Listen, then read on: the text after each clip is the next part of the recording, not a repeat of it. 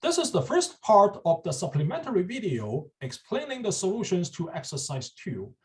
We will first finish all the computational exercises as shown here.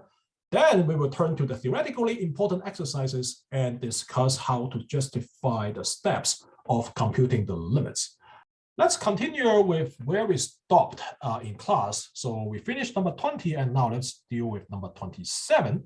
So for number 27, you need to handle the factorizations appropriately in order not to make a mistake. So for number 27 over here, we could actually do the following. So first, we could actually factorize the denominator as x times 16 minus x. Okay, so to process this guy further, we will just recognize my x appearing in this location as the square of root of x. So then we can use the difference of square formula to further factorize the denominator. So the numerator is unchanged over here, but then the denominator now becomes x times 4 minus root of x, 4 plus root of x. So this way we will be able to single out, well, the common factor with the denominator, and then we can get rid of the common factor. What remains will simply be 1 over x times 4 plus root of x. So then this will simply be 1 over 16 times 4 plus root of 16. Okay, root of 16 is simply going to be 4. So the answer will be 16 times 8. And 16 times 8 will be 128. So the answer will be 1 over 128 for the first question. So this is how you approach this problem using the factorization. And alternatively, so you could also do the rationalization of the numerator. So remember what you should do with the rationalization. Whenever you encounter something involving a radical, so in order to get rid of the radical in that location, all you need to do is to multiply the conjugate on top and on bottom. 16 minus x times 4 plus root of x. So what we are doing here is rationalizing the numerator.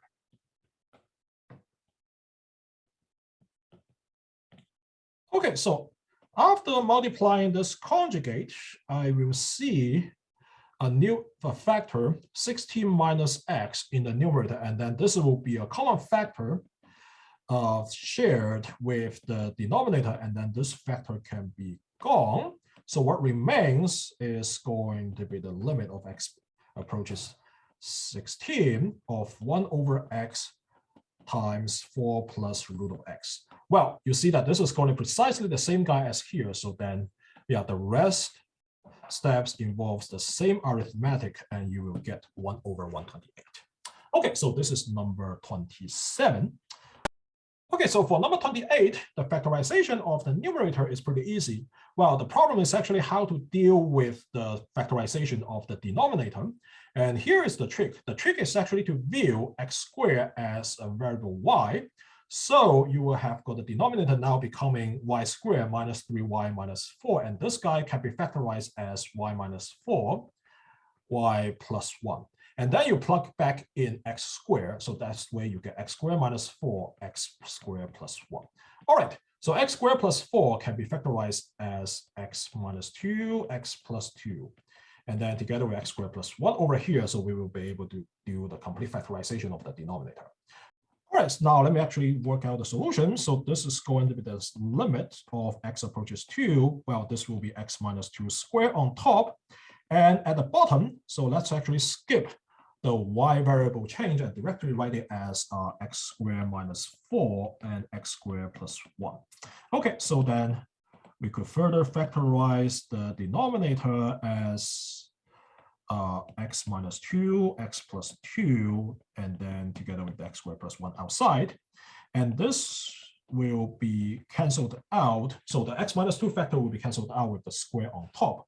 What remains is simply going to be x minus 2 over x plus 2, x squared plus 1.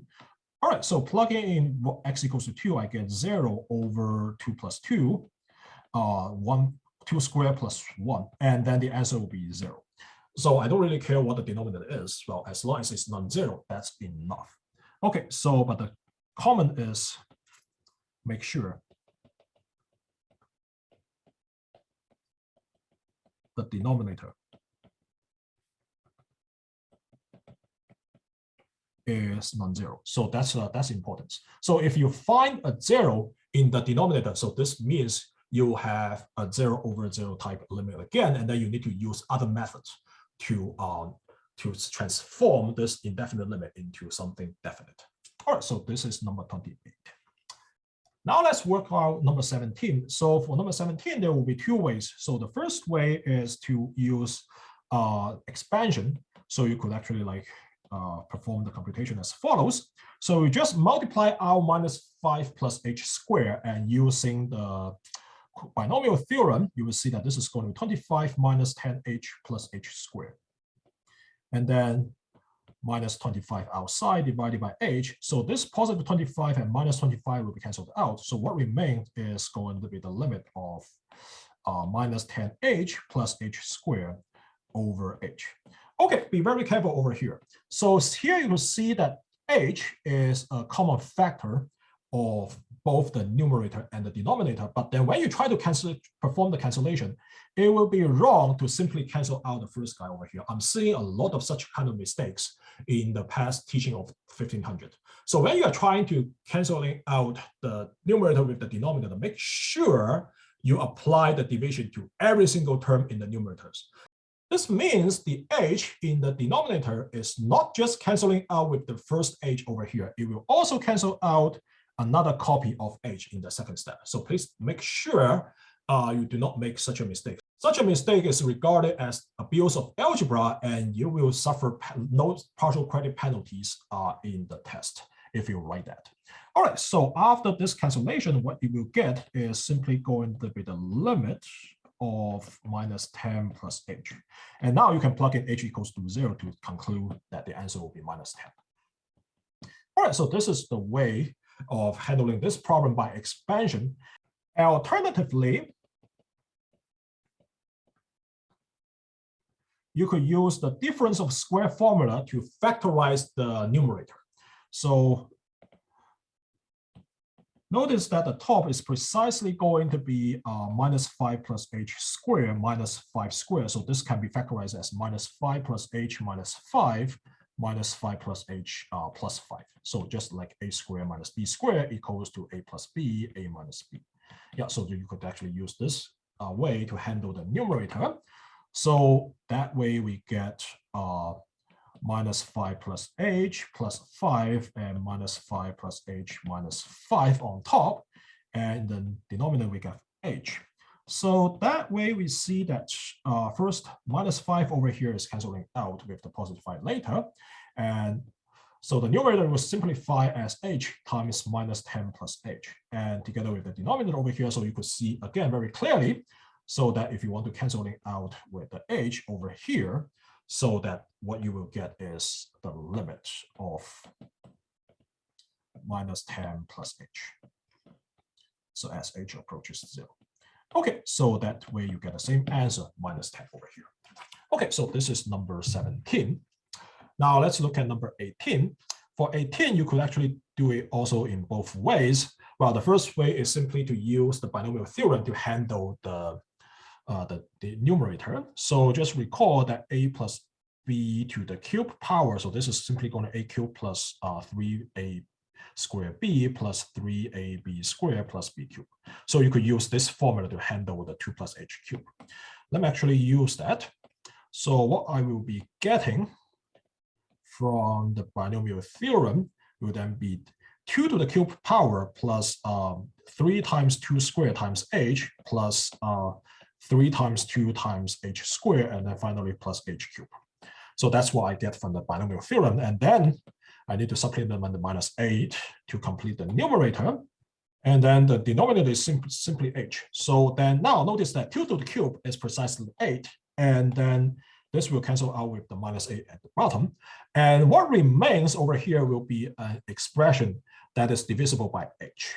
Okay, so because every term in the numerator has got an h, so you could cancel out one copy of h in the numerator in each term with the denominator. So what remains over here is simply going to be the limit of 3 times 2 squared plus 3 times 2h, and then minus h squared. Okay, so now if you plug in h equals to 0, what you will get is 3 times 2 squared, and the answer will be 12. Okay, so this is how you handle the number 18 using the binomial theorem. And certainly there is an alternative way. So alternatively, you could also do the difference of cube formula. So just remember a cubed minus b cubed. So this is simply going to be a minus b, a squared plus ab plus b squared. So that way, well, the numerator can be factorized in the following way. So what you will get is actually going to be 2 plus h minus 2 times 2 plus h squared plus 2 times 2 plus h, and then plus 2 squared. All right, so that's basically what you can obtain from the difference cube formula. So the denominator is h.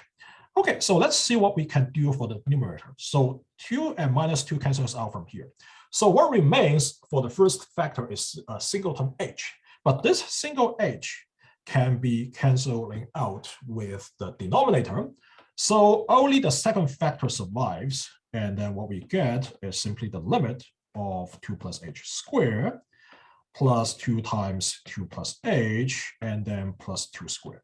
Now you can plug in h equals to 0 to see that what we are getting is 2 squared plus 2 times 2, and then plus 2 squared.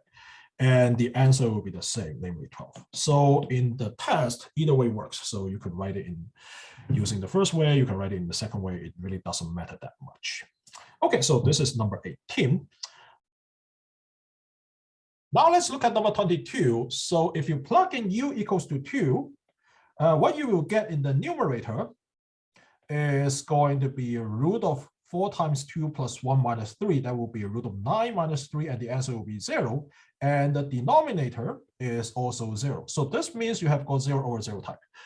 Okay, so here is a general remark about 0 over 0 type of limit. So whenever you see a 0 over 0, so this means some hidden common factor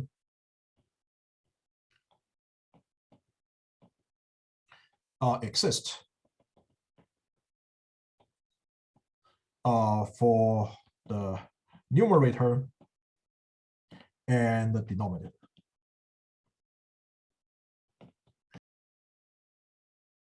If you look back at what we have done in the previous problems, you will see that whenever 0 over 0 type of limit happens, we need to figure out the hidden common factor either by factorization or by expansion or by various algebraic techniques. And for the next few problems, what we are going to do is to use the rationalization to figure out the hidden common factor. Now let's start working on number 22.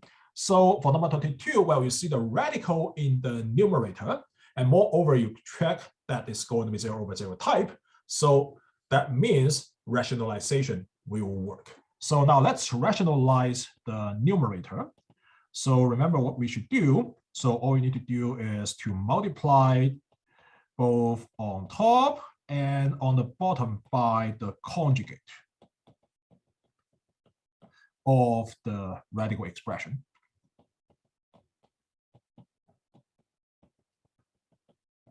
All right, so let's simplify the numerator, and you see the numerator is precisely going to be 4u plus 1 minus 9 by the difference of square formula. So the square of root of 4u plus 1 is precisely 4u plus 1, and the square of 3 is precisely 9. Okay, so what we have, and let's keep the rest over here. Now let's focus on top. So on top, we have got 4u minus 8, which can be factorized as 4 times u minus 2. Okay, so you see that we managed to figure out the hidden common factor, namely u minus 2. in both the numerator and the denominator. All right, so let's actually rewrite the whole thing as u approaches 2. I think I made a mistake here, so it should be u approaches 2, not 0. Okay, so that will be 4 times u minus 2 divided by u minus 2 times root of 4u plus 1 plus 3. All right, so then we can cancel out this common factor. And now what we will get is no longer a 0 over 0 type, but rather a pretty definite type. So if we plug in u equals to 2 over here, we get 4 over root of 4 times 2 plus 1 plus 3. And well, root of 4 times 2 plus 1, that will simply be a root of 9, and root of 9 is precisely 3. So it will be 4 over 3 plus 3, that will be 4 over 6, and 4 over 6 is precisely 2 over 3. All right, so this finishes number 22. And now, let me actually focus on number 25. So the drill is the same. So if you plug in t equals to 0, so you will see that on top you get 1 plus 0 minus 1 plus 0, 1 minus 0, and the answer will be 0, and the bottom is actually going to be 0. So that we get a 0 over 0 type. So, but now if we do the rationalization, we will be able to figure out the hidden common factor. Now let's do that. So since the radical expression existed on top, so let's just multiply its conjugate.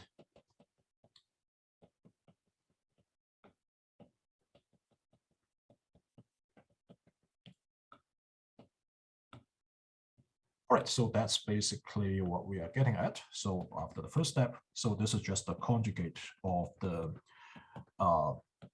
numerator over here. Okay, now let's simplify. So from the difference of square formula, the numerator is simply going to be 1 plus t minus 1 minus t, because that's precisely the square of everything. And then I will keep the denominator untouched. 1 minus t. Okay, so let's actually focus on the numerator. So the numerator, this guy is going to be equals to 1 plus t minus 1 plus t. So just distribute the minus sign into the parenthesis. And now you notice that this positive 1 and negative 1 cancels out. What remains is 2t. So you could see that t is a common factor, and more precisely, let me write a redundant step. So that will be 2t divided by t times root of 1 plus t plus root of 1 minus t over here. And now you see very clearly that this t will be canceled out. And what remains is simply going to 2 divided by this radical expression. But if you plug in t equals to 0, this is no longer indefinite. So let me just plug in directly t equals to 0. What I get is 2 over root of 1 plus 0 plus root of 1 minus 0. That will be 2 over 2. And the answer will be 1. All right, so this is the solution to number 25. Okay, let's look at number 64. Number 64 has the radical expression both on the denominator and the numerator. And let's try to plug in x equals to 2. So if x equals to 2, so then the numerator is going to be equals to root of 6 minus 2 minus 2. That will be root of 4 minus 2, which is going to be 0, because root of 4 equals to 2. And the denominator, so this is going to be root of 3 minus 2 minus 1. That will be root of 1 minus 1. That will still be 0. So yes, we still get a 0 over 0 type. And this means we will have got a hidden common factor somewhere. But the problem is actually, how do we figure out? Well, here is actually what you should do. Well, you should try to multiply the conjugates of both the numerator and the denominator at the same time. Let's actually do that. So let me first write it as the following. So first, I have got this guy as my numerator, and I need to multiply by its conjugate, and both on top and at the bottom. And at the bottom, actually, let me just write it in the front.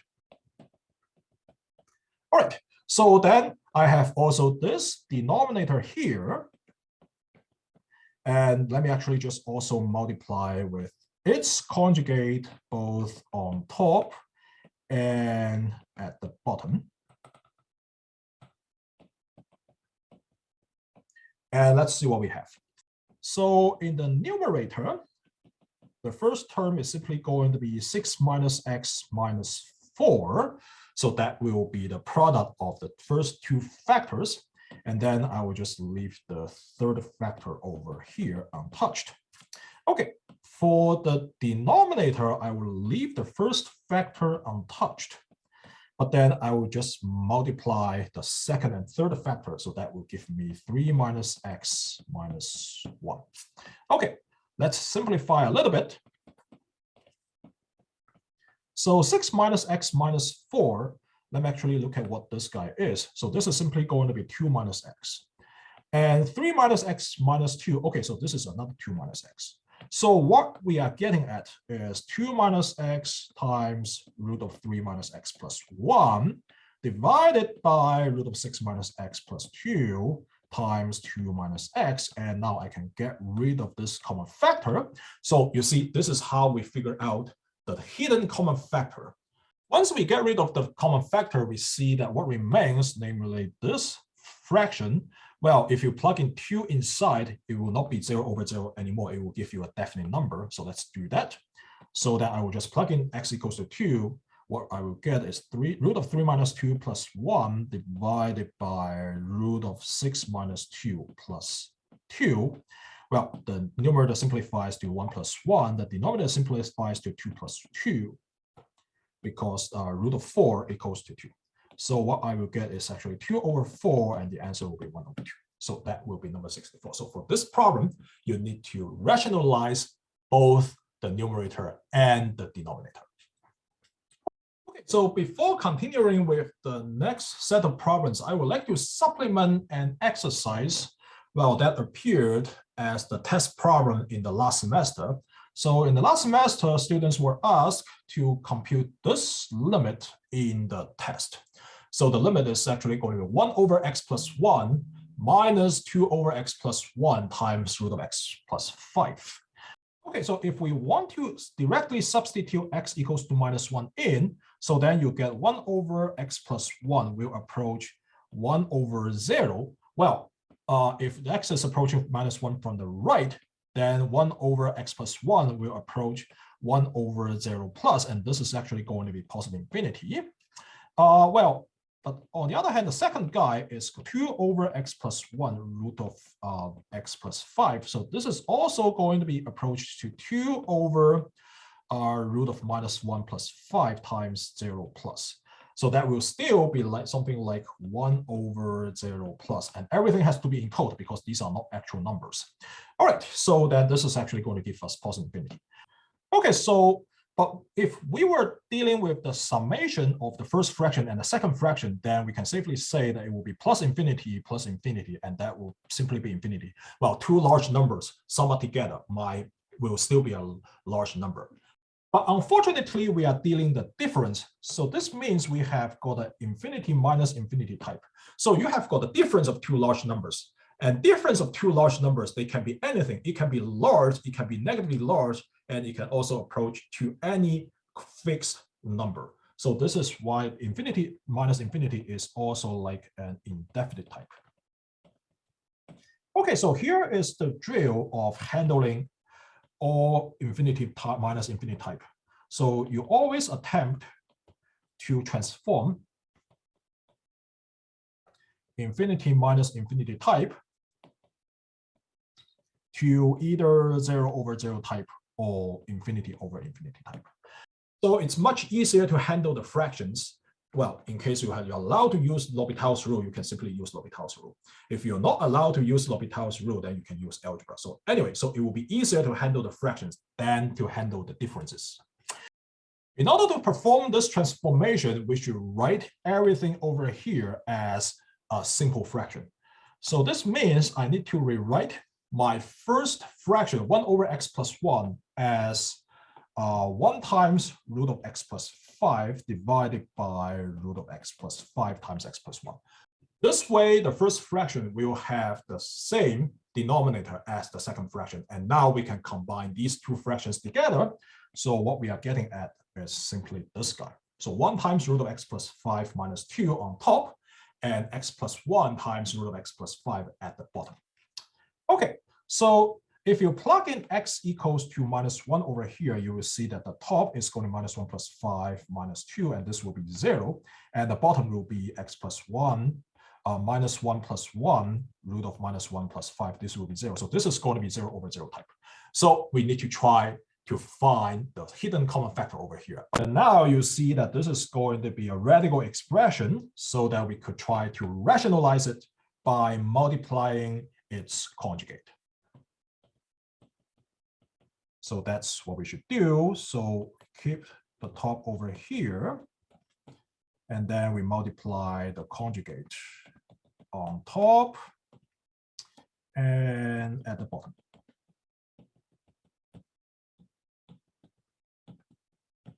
All right, so let's actually focus on the numerator. So that the numerator is going to be x plus 5 minus 4, and the answer is going to be x plus 1. Okay, so you see that the numerator is indeed giving me the x plus 1 factor, and this x plus 1 factor can be used to cancel out with the denominator. Let's write that down carefully. So what we get is the limit of x plus 1 divided by x plus 1, root of x plus 5, and then root of x plus 5 minus 2. Okay, so this is what we are getting at. I think it should be plus, sorry. So it should be plus 2. All right, so then these two guys cancels out. What remains is actually going to be a definite limit, and you can directly plug in x equals to -1. So on top, I get 1. And at the bottom, I get root of -1 plus 5 times root of -1 plus 5 plus 2. And then it will be 1 over root of 4 is going to be equals to 2. And then root of 4 is equals to 2. And the answer will be 1 over 2 times 2 plus 2. And the answer will be 1 over 8. So that's how you solve this test problem in the previous semester. Now let's continue with exercise 2. So for number 24 and number 26 and number 29, together with the next number 32. So these are basically problems that's dealing with complicated fractions. So let's start with the 24. So 3 plus h minus 3 inverse, and if you plug in h equals to 0, you get the 3 inverse minus 3 inverse, it will be 0. So it will be, again, be a 0 over 0 type. But for fractions, the deal is basically the same. You need to find the common factor. The only extra thing is you need to deal with the, well, compound fraction here. So for this one over here, let's just rewrite it as 1 over 3 plus h minus 1 over 3 divided by h. Okay, so for this compound fraction, because the denominator is quite simple, so I can directly pull out the denominator. So that will be the limit of h approaches 0 and 1 over h. And what remains over here will be the numerator. And I can rewrite the numerator into a simple fraction. Well, you see that the common denominator will be 3 plus h times 3. Okay, so then the first fraction is simply going to be 3, and the second fraction, well, the numerator will become 3 plus h. All right, so this is actually the numerator written in a simple fraction. So now the numerator is a simple fraction, and moreover, the numerator of this simple fraction will be 3 minus h, and the answer will be minus h. Okay, so what we are getting at is the limit of minus h on top, and then h times 3 plus h times 3 at the bottom, and this h is a common factor and it can be canceled out. So after canceling out, you can plug in numbers, and this will be a definite limit, and the answer will be minus 1 over 3 plus 0 times 3, and you will get 1 over 9. So that will be number 24. For number 26, so this is again going to be a infinity minus infinity type of limit. So then, well, just as you have seen in the previous problem in the test, so you should try to rewrite it as a simple fraction. Okay, so let's actually do this. So to write it as a simple fraction, you see that the common denominator is going to be t squared plus t, so namely t times t plus 1. Okay, so then the first fraction will have the numerator t plus 1, and the second fraction will be the same, namely minus 1 over here. Okay, so then the numerator will now simplify as t over t times t plus 1. And then you could get rid of this common factor. And what remains is simply going to be 1 over t plus 1. And this limit can be directly evaluated as 1 over 0 plus 1. And the answer will be 1 over here.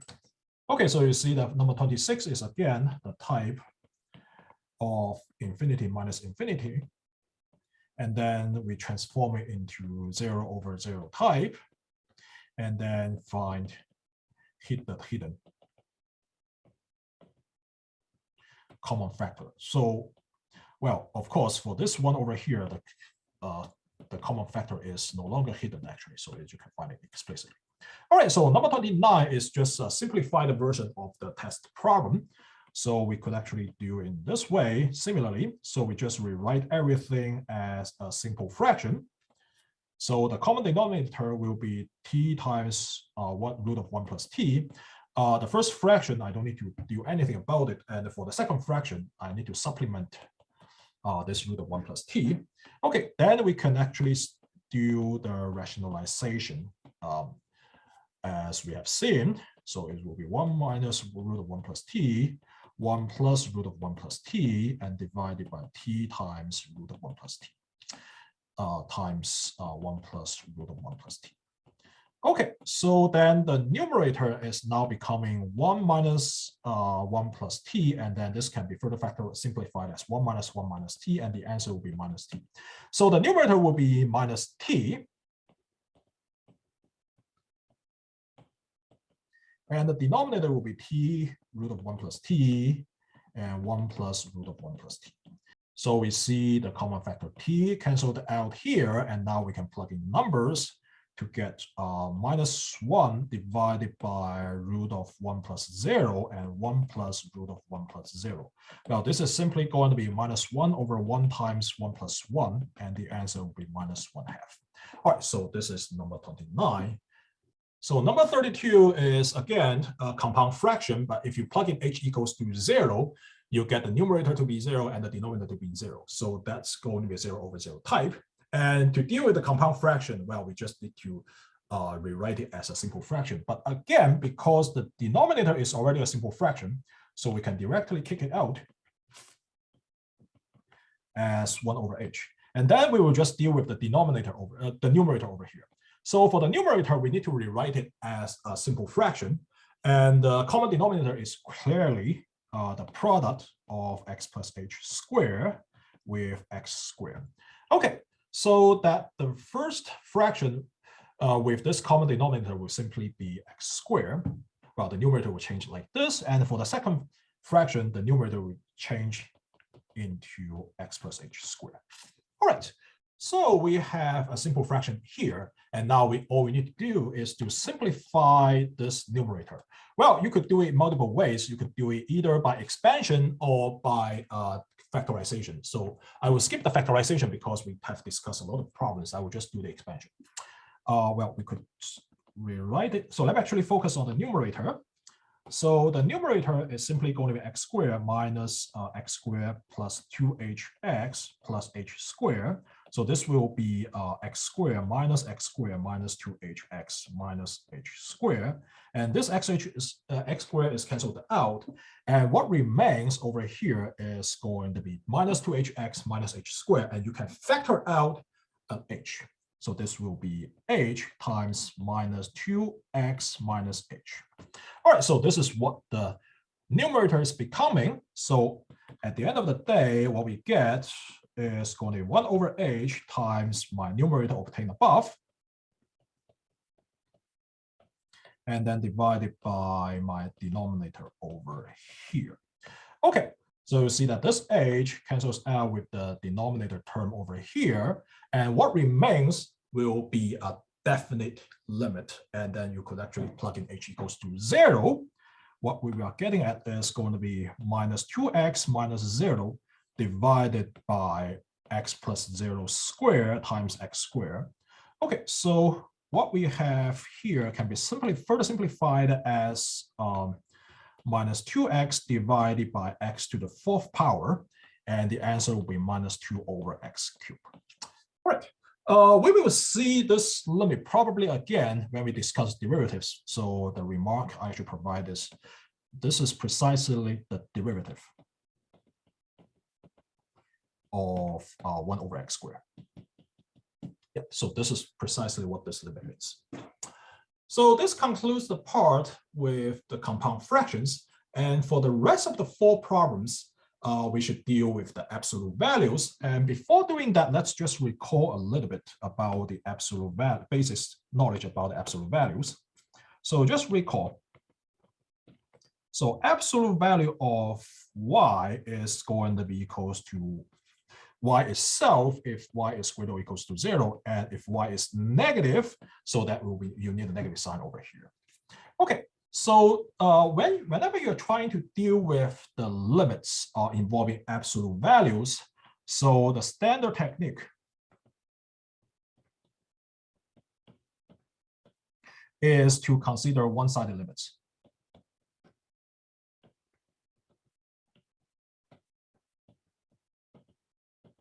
So using the one-sided limit will help you to get rid of the absolute value rather easily. Let's use number 42 as an example showing how the one-sided limit helps in getting rid of the absolute value. So if x is approaching -6 from the right, in this case, you could see that x plus 6 is approaching 0 from above. In particular, it's positive, and because it is positive, absolute value of x plus 6 can be simplified as x plus 6 itself.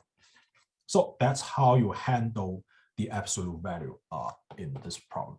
2x plus 12 over absolute value of x plus 6. Well, this will simply be 2 of x plus 6 divided by x plus 6. And we are getting rid of absolute value because x plus 6 is strictly greater than 0 in this case. All right, so then this whole thing simplifies to 2, and well, and as a result, it has got a limit 2 because the limit of constant is a constant.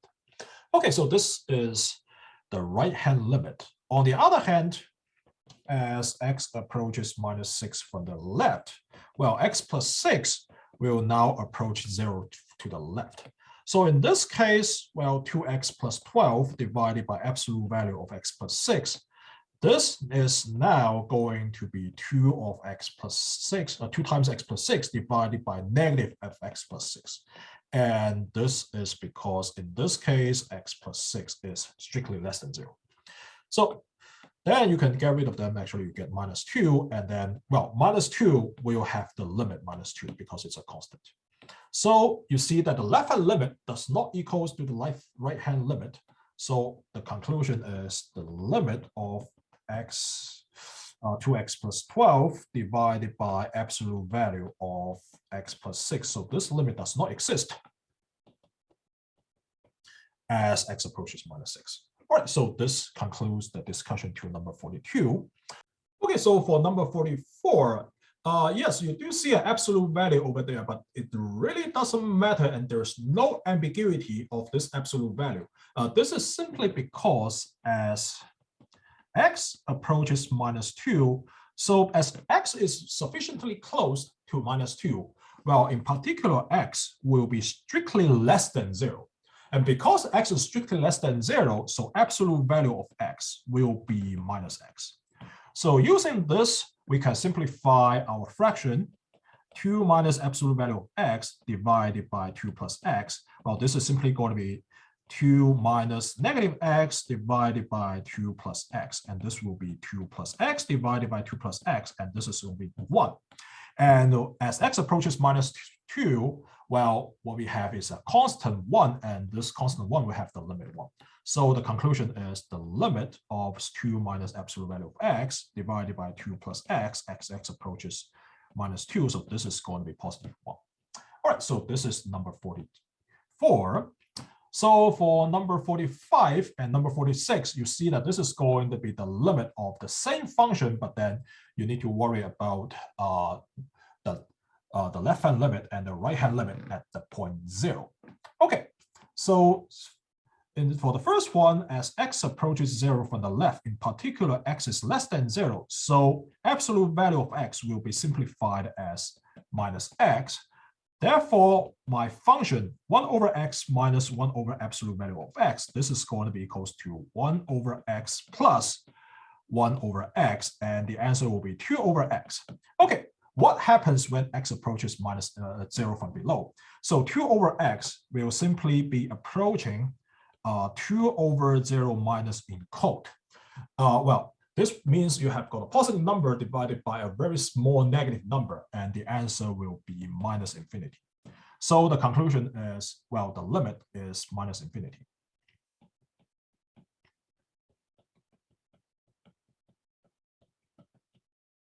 All right, so that's what we have over here. On the other hand, if x is approaching 0 from above, then we see that x is strictly greater than 0. So absolute value of x equals to x itself. Therefore, my function 1 over x minus 1 over absolute value of x, what do we get? We get 1 over x minus 1 over x. And this is constantly 0. And as a result, the limit will be 0. So our conclusion is the limit of 1 over x minus 1 over absolute value of x as x approaches 0 from above equals to 0. All right, so I hope that through these 4 exercises, you will know how to handle absolute values in general. Okay, so this concludes the first part of the supplementary video. So the next part will be about the theoretically important exercise and also the justification of the limit computations.